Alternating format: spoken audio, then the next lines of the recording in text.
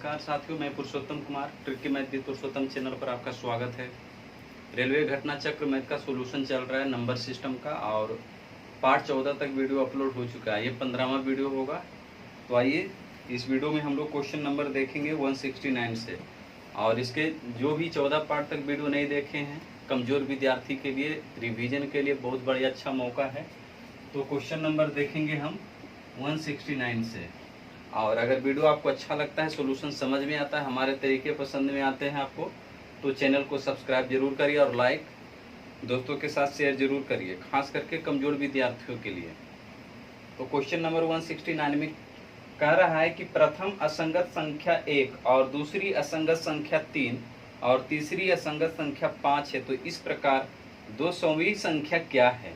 कह रहा है प्रथम असंगत संख्या 1 है, दूसरा है 3, फिर तीसरा है 5।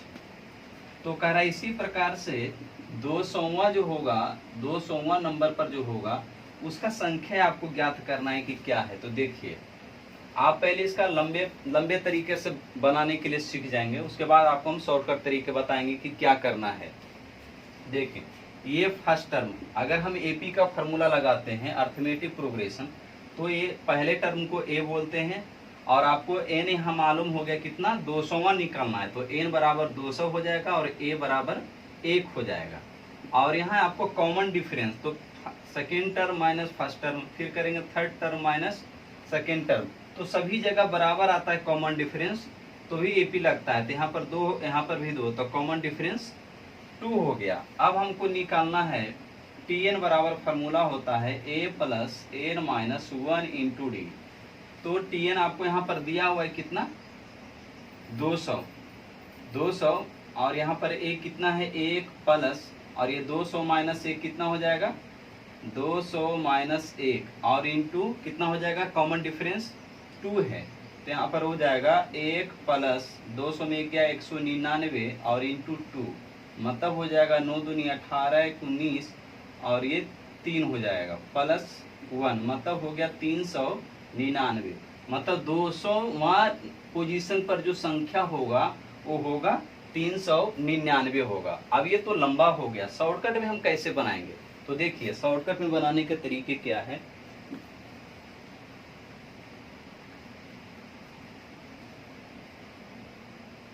शॉर्टकट तरीका है 2n-1, बस इतना ही आपको लगाना है, 2 इंटू एन माइनस 1। तो 2 इंटू एन यहाँ टोटल कितना है 200, तो 200 दूनी कितना हो गया 400, और माइनस 1 करेंगे तो कितना जाएगा 399। यही तो आंसर हुआ। ये पिछले जो सोल्यूशन करे थे a plus n minus 1 into D में भी आपको कितना आया था, 399 ही आया था। तो आपको इतना फार्मूला से इससे बना सकते हैं, नहीं तो इससे बना सकते हैं, जो आपको शॉर्ट लगे। ये शॉर्टकट हो गया। नेक्स्ट क्वेश्चन देखेंगे हम 170।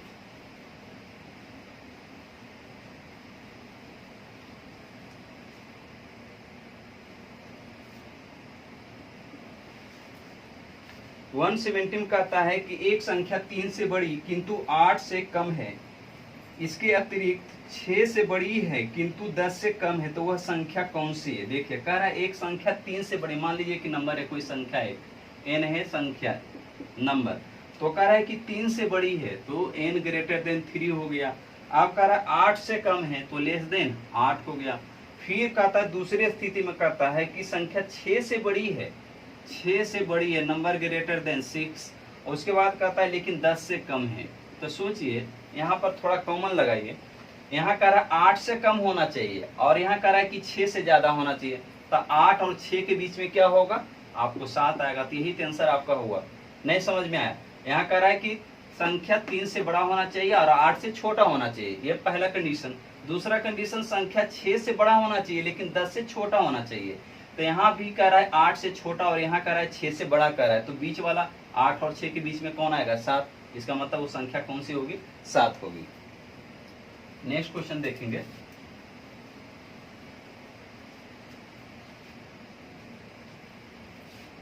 171। कह रहा है एक कक्षा में 18 छात्र ऐसे हैं जिनकी लंबाई 160 सेंटीमीटर से अधिक है।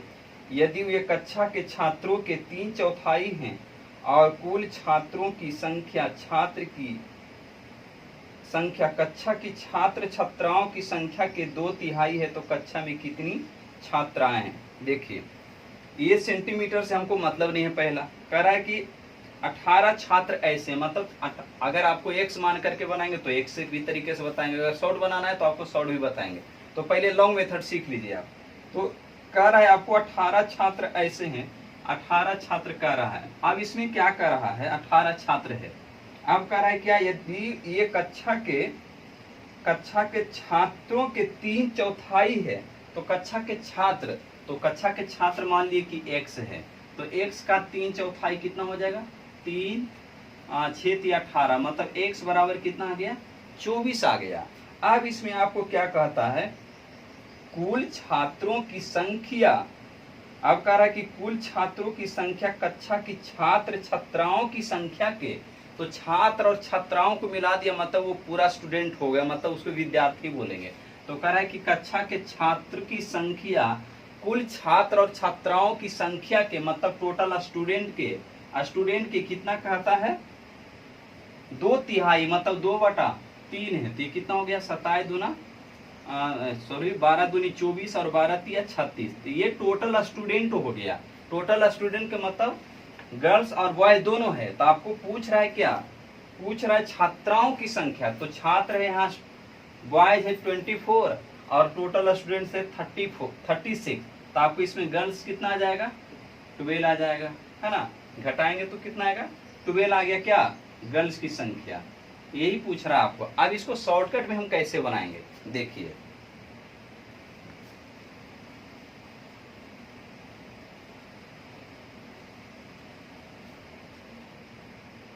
प्रश्न में कह रहा था कि 18 छात्र ऐसे हैं, उसके बाद कह रहा था कि छात्र के कितना, छात्र के 3/4 बोल रहा है। तो हम अगर यहाँ सीधा मल्टीप्लाई करें तो वहां उसको सीधा पलट देंगे, तो 3/4 तो यहाँ 4/3 कर देंगे, तो यहाँ कितना हुआ, 6 × 18 6 × 24। ये जो आया स्टूडेंट आया। अब ये स्टूडेंट का बात बोल रहा है कि कुल छात्राओं का 2/3 है, तो ये स्टूडेंट है। तो इसी में हम गुना करने के लिए उसको हम पलट देंगे फ्रैक्शन को, 3/2 हो गया, कितना होगा, 12 दूनी 24 12 तिया 36। ये टोटल स्टूडेंट हो गया, गर्ल्स एंड बॉय दोनों हो गया। अब बॉयज यहाँ 24 था, ये 24 का निकला था, बॉयज निकला था, और ये टोटल स्टूडेंट हो गया, ये टोटल स्टूडेंट है।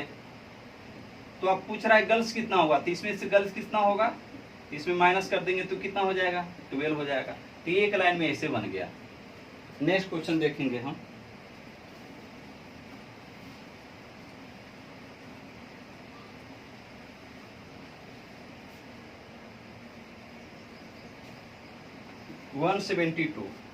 कह रहा है एक आदमी के पास निश्चित संख्या में छोटे बक्से हैं जिन्हें पार्सलों में रखना है। यदि वह 3 4 5 6 रखता है, क्या क्या बोल रहा है, 3 4 5 6 रखता है, तो कह रहा है उसके पास एक बचता है, तो रिमाइंडर कितना बचता है, शेष एक बचता है, शेषफल कितना बचता है, एक बचता है।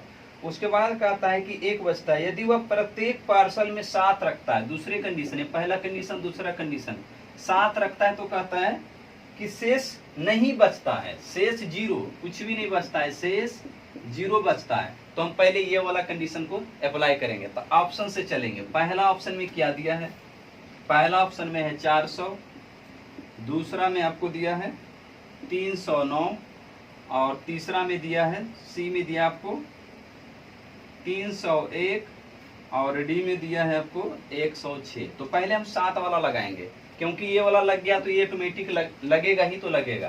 तो देखिए 7 से लगाएंगे, इसमें 7 चौक 28, 7 पचे 35, 5 0 हो जाएगा, 7 से 49, तो 1 बच जाएगा। लेकिन 7 वाले कंडीशन में 0 बचना चाहिए, पहला ऑप्शन गलत हो गया।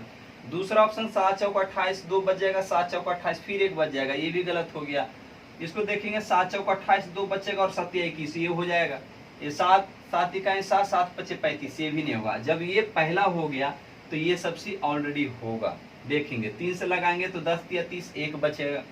4 से लगाएंगे, 4 7 28, 2 4 25 20, 1 बचेगा।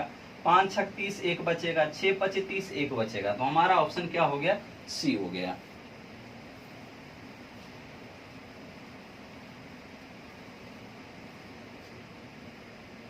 अगला देखेंगे 173। कह रहा है कि पूर्ण वर्ग बनाने के लिए पूर्ण वर्ग मतलब जिसका स्क्वायर रूट निकलना है, पूर्ण वर्ग मतलब जिसका वर्गमूल निकल सकता हो। तो कह रहा है कि 21,600 600 में किस लघुत्तम संख्या से गुना करना चाहिए। देखिए इसको तो ऑप्शन से बना ही सकते हैं, लेकिन अपना कॉमन सेंस भी लगाना है। देखिए क्या करेंगे, 216 100 को लिख देते हैं 100, ऐसे लिख देंगे तो इसका तो वर्गमूल निकल जाएगा, स्क्वायर रूट निकल जाएगा। अब ये 216 का तो स्क्वायर रूट नहीं निकलेगा, 216 नहीं निकलता है। अब 216 के हम पढ़ेंगे टेबल, 216 को 2 करेंगे तो कितना हो जाएगा, 16 दूनी 32। तो जिसका लास्ट में 2 3 7 8 रहे, ध्यान रहे 2 3 7 8, जिसके लास्ट में 2 3 7 8 रहे उसका स्क्वायर रूट कभी भी पूरा नहीं निकलता है, पूर्ण नहीं निकलता है। तो ये 2 से गुना करेंगे तो नहीं आएगा, 3 से करेंगे तो छोटी 18 आ जाएगा, तो लास्ट में 8 आ जाएगा, तो 3 वाला भी नहीं होगा, 3 वाला भी नहीं होगा। 4 से करेंगे तो 6 चौक 24, 4 से देखते हैं हम, 6 चौक 24, और यहाँ हो जाएगा 4 इकाई 4 2 6, और ये हो जाएगा 4 दूनी 8, 864 किसका भी नहीं होता है। क्यों? क्योंकि 9 30 का स्क्वायर होता है 900, 30 का स्क्वायर 900, और 29 का स्क्वायर होता है 841, और 27 का होता है 784। तो 784 के बाद 841 होता है, 864 तो आता ही नहीं है, तो 4 वाला भी नहीं होगा। 5 वाला देखते हैं तो 5 छक 30, और ये हो जाएगा 5 इकाई 5 3 8। अब पहले से 2 जीरो है और 1 जीरो आ गया तो 3 जीरो हो गया ना, तो 3 जीरो वाला के कभी कभी पूरा स्क्वायर रूट नहीं निकलता है, तो 5 वाला भी नहीं होगा। 6 वाला देखेंगे तो 216, तो 6 करेंगे इसमें गुना, तो 16 छक 96, और हो जाएगा 6 दूनी 12, और 12 6 दूनी 12, तो 1296 किसका स्क्वायर रूट होगा, 36 का होगा, और 100 का तो ऑलरेडी निकल जाएगा 10। तो हमारा सबसे लघुत्तम संख्या क्या है जिसको गुना करने पर पूर्ण वर्ग निकल जाए, तो हमारा आंसर क्या हो गया, 6 आ गया। या इसको आप गुणनखंड भी करके बना सकते हैं। गुणनखंड के तरीके इस तरह से, जीरो का रहने दीजिए, जीरो को शामिल नहीं करना है। इधर 216 के निकालिए 6, फिर 36, फिर 6, डायरेक्ट निकालिए 6 बार में यहाँ 1 आ गया। अब यहाँ पर 2 6 लग गया, 1 6 बाकी है, मतलब 1 6 पूर्ण वर्ग बनाने के लिए 1 6 और चाहिए, मतलब 1 6 और से इसमें गुना करना है। नेक्स्ट क्वेश्चन देखेंगे।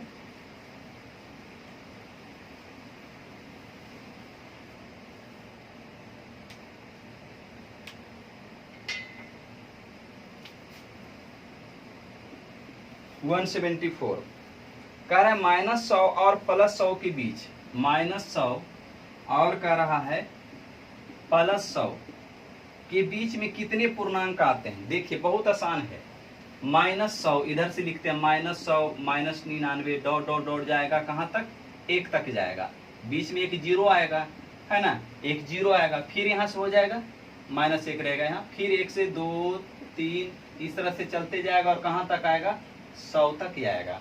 ध्यान रहे बहुत आसान है, कुछ नहीं करना। इधर देखिए यहाँ से कितना हो जाएगा, 100 हो जाएगा, इधर से भी 100 हो जाएगा, और इधर से भी 100 हो जाएगा। तो आपको कितना आ गया, 200 आ गया। तो आप कहेंगे तो 200 तो हमारा सही आंसर है, लेकिन गलत है आंसर। क्यों? थोड़ा ध्यान देना है आपको, क्यों गलत है। यहाँ पर एक जो है ना, यहाँ पर जो एक 2 बार काउंटिंग हुआ है, 2 बार काउंटिंग हुआ, इसलिए इसमें एक घटा देंगे, तो मतलब कितना जगह 199। नहीं तो फिर दूसरे तरीका लगाएंगे, फिर वही 2n-1 जो आपको इसके पहले क्वेश्चन में बताए थे। 2n-1 यहाँ टोटल 100 है, तो 100 दूनी 200, और -1 करेंगे तो 199 आंसर। नेक्स्ट क्वेश्चन देखेंगे।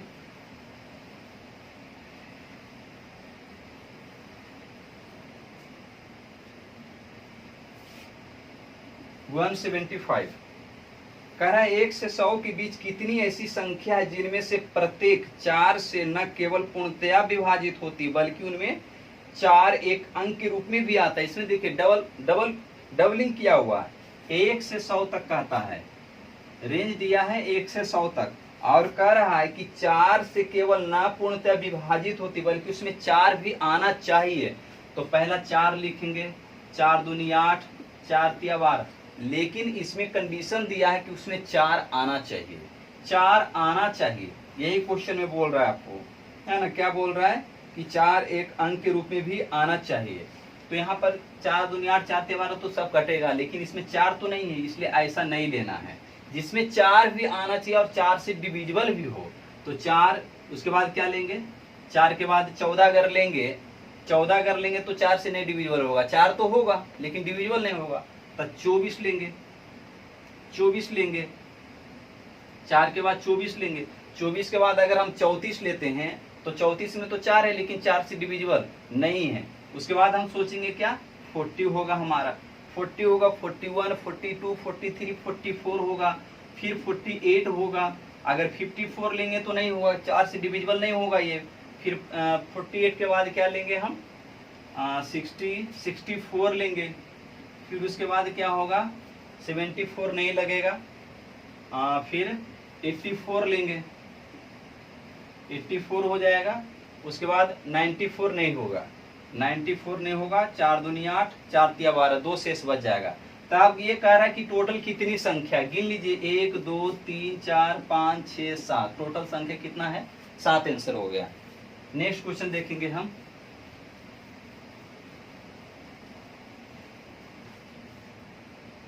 वन 76। यदि 5 से 85 तक संख्याओं में जो संख्या 5 से पूर्णतः विभाजित है अवरोही क्रम में क्रमबद्ध की जाए तो नीचे से 11वें स्थान पर कौन सी संख्या होगी। पहले तो हमको रेंज दिया है 5 से लेकर के 85 तक, 5 से कटने वाला, यही बोल रहा है ना, 5 से कटने वाला बोल रहा है आपको। तो 5 से कटने वाला एक 5 हो जाएगा, 10 15 20 25 30 35 40 45 50 55 60 65 70 75 80 और लास्ट 85। अब इसमें आपको कह रहा है, इसमें आपको कह रहा है क्या, अवरोही क्रम में क्रमबद्ध किया जाए। अवरोही के मतलब होता है बढ़ते से घटते क्रम की ओर, मतलब हम सबसे बड़ा लेंगे, मतलब हमको इधर से चलना है, हमको इधर से चलना है।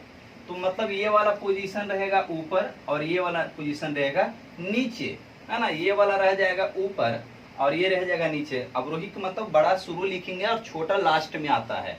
तो कह रहा है आपको कि ये 11वें नंबर पर कौन सा आएगा, तो नीचे ये हो गया, तो नीचे यहाँ से 11 नंबर पर गिनिए, 1 2 3 4 5 6 7 8 9 10 11, 11 नंबर पर 55 आया, यही आपका आंसर हो गया। और ये सभी क्वेश्चन आपको जो है रेलवे के एग्जाम में पूछा हुआ है।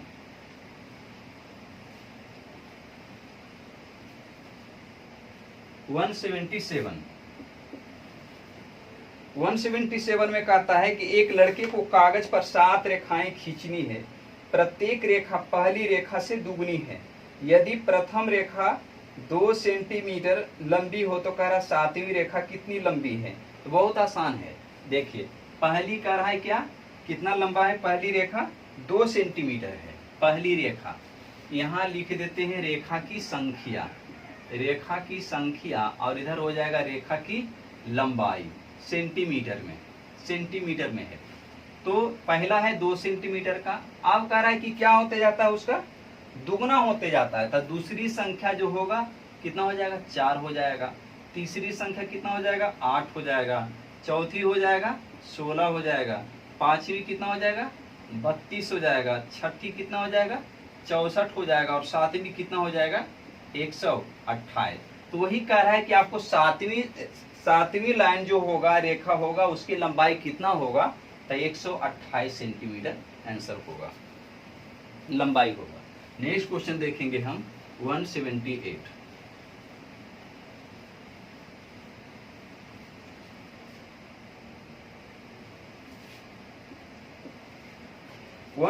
में कहता है कि ए तथा बी के पास कुछ रुपये हैं। अगर 2 रुपये, अगर ए 2 रुपये बी को देता है तो कहता है बी के पास ए का 3 गुना हो जाता है।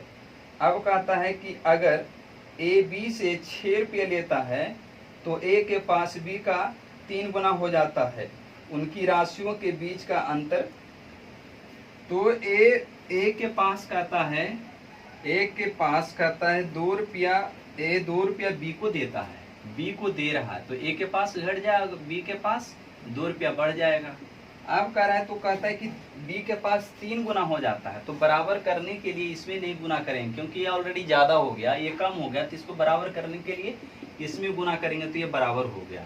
तो हमारा क्या आ गया, इसको अभी रहने देते हैं। 3a माइनस 6 बराबर हो जाएगा b प्लस 2, मतलब हो गया 3a minus b equal to कितना हो गया, 8 हो गया। पहला इक्वेशन हो गया। दूसरा में क्या कहता है, कहता ए बी से 6 रुपया लेता है। अब कह रहा है ए बी से 6 रुपया लेता है, तो बी के पास घट जाएगा, 6 रुपया लेता है तो बी के पास घट जाएगा। तो कह रहा है कि बी ए के पास बी का 3 गुना हो जाता है, तो बी का 3 गुना हो गया, इधर हो जाएगा a प्लस 6 और इधर हो जाएगा 3b माइनस 18, मतलब यहाँ पर लिखेंगे 3b minus a equal to कितना हो जाएगा 24। अब यहाँ पर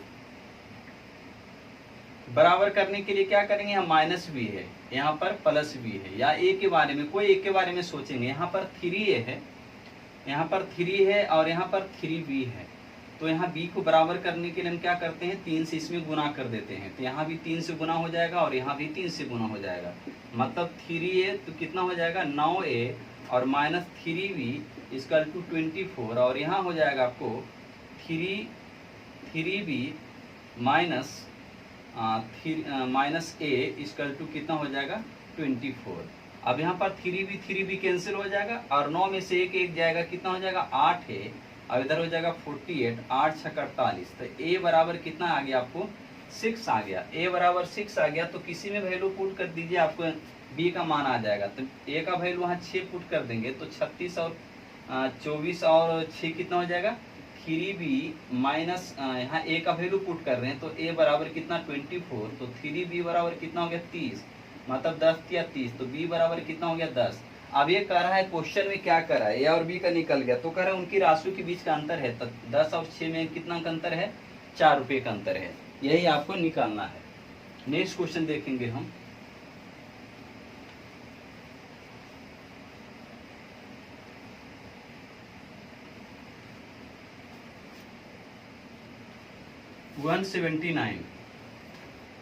कह रहा है कि 1200 व्यक्तियों का समूह जिसमें कप्तान और सिपाही दोनों है, टोटल संख्या दिया हुआ है 1200, और इस 1200 में से कहता है कि कैप्टन भी है और सिपाही भी है, दोनों है। 1200 में ही कैप्टन भी है और सिपाही भी है, तो कह रहा है कि प्रत्येक 15 सिपाहियों पर एक कप्तान है, तो सिपाही 15, तो 15 सिपाही पर एक कप्तान है, तो मतलब कितना हो गया ये 16 हो गया। अब हमको निकालना है कि कितना कैप्टन होगा, तो ये कितना हो गया 16 हो गया ना, ये 16 हो गया। मान लीजिए एक ग्रुप बना लीजिए कि 15 सिपाही पर एक कैप्टन, एक ग्रुप हो गया, तो एक ग्रुप में कितना हो गया 16 हो गया। अब इसमें 16 से डिवाइड कर दीजिए, तो 16 से डिवाइड कर देंगे तो कितना आ जाएगा, 16 से करेंगे 16 सत्ते 16 ठीक 128 ज़्यादा होगा, तो 16 सत्ते 112 और 8 बच जाएगा 16 25 80, मतलब कितना आ गया आपको 75 कैप्टन आ गया। 75 कैप्टन की संख्या टोटल हो गया, कैप्टन की संख्या टोटल 75 हो गया। तो आशा है आप लोग को ये क्वेश्चन समझ में आएगा सॉल्यूशन, और आप लोग प्रैक्टिस भी करिए। तो आज यहीं तक रखते हैं, फिर कल मिलते हैं, तब तक के लिए प्रैक्टिस करते रहिए। धन्यवाद।